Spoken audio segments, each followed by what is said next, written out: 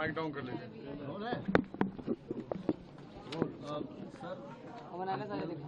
सट्टेबाजी गिरोह का पर्दाफाश हुआ है, कौन लोग थे और किस तरीके का खुलासा हुआ है? देखिए, जनपद वाराणसी की जो क्राइम ब्रांच टीम है तो उसने डीसीपी क्राइम के निर्देशन में और सीपी सर के निर्देशन में एक बड़े गैंग का पर्दाफाश किया है, जिसमें करीब 13 लोग ऐसे पकड़े गए हैं जिनके द्वारा आईपीएल में बेटिंग का काम कराया जा रहा था। इन 13 लोगों के पास से जो बरामदगी हुई है वो करीब 17 स्मार्टफोन्स उनके पास से बरामद हुए हैं, 10 लैपटॉप बरामद हुए जिस पर लगातार वो लोग काम कर रहे थे, और डिजिटल वॉलेट और क्रिप्टो करेंसी का वॉलेट भी इनके पास से बरामद हुआ है। और इस गैंग में जो इसका जो सरगना है इन 13 लोगों में, जो मास्टरमाइंड है, वो बनारस का रहने वाला व्यक्ति है रितेश दिवाकर शुक्ला, जो अभी फ़िलहाल मुंबई में रह करके ऑपरेट कर रहा है। उसके साथ उसका राइट हैंड मैन एक और व्यक्ति है रवि यादव, जो वो भी बनारस का रहने वाला है, लेकिन ये दोनों अभी मुंबई में इन्होंने अपना एक ग्रुप तैयार किया, उसमें 11-12 लोगों को जोड़ा और ये सारा गैंग आज पकड़ा गया है। ये लोग यहाँ कैंट में एक जगह से ऑपरेट कर रहे थे, जो जहाँ से ऑपरेट कर रहे थे उस जगह की जानकारी भी प्राप्त हो गई और वहाँ की भी छानबीन चल रही है।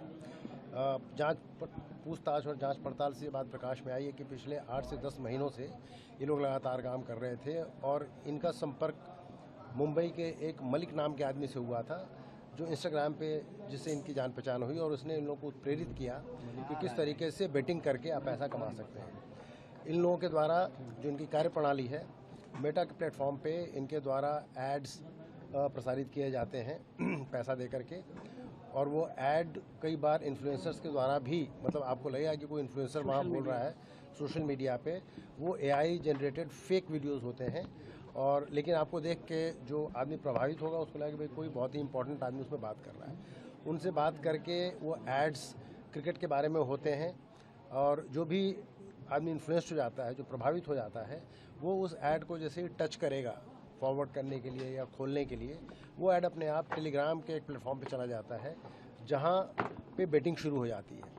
और टेलीग्राम के उस प्लेटफॉर्म पे मलिक के द्वारा लोगों को प्रोत्साहित किया जाता है बेटिंग के लिए। वो ये भी कहता है कि पिछले 10 सालों में उसने जिस टीम के बारे में प्रेडिक्ट किया है वही टीम जीती है। ऐसी बातों से लोग बेटिंग करते हैं, और जो हमारे पास अभी तक का जो जांच पड़ताल में डेटा आया है कि पिछले 8-10 महीनों में जब से इनकी कार्यप्रणाली समझ में आई है, तकरीबन 1.5 से 2 लाख लोगों को इन्होंने जोड़ा है प्रभावित करके। और लास्ट मंथ का इनका जो इन्वेस्टमेंट था पब्लिक के द्वारा, जो लोग लगाया, जिन लोगों ने पैसा लगाया, वो करीब 20 करोड़ रुपए का था, जिसका 6% का रिटर्न इनको मिलता है। उस पैसे से जो मुख्य आरोपी है उसने लखनऊ में हवाला के मार्फत एक ज़मीन भी खरीदी है, जिसका पता लगाया गया है। इसके अलावा उसके डिजिटल अकाउंट में करीब 1 करोड़ रुपए और 20 लाख रुपए की क्रिप्टो करेंसी का भी पता चला है। इसके विषय में और छानबीन चल रही है।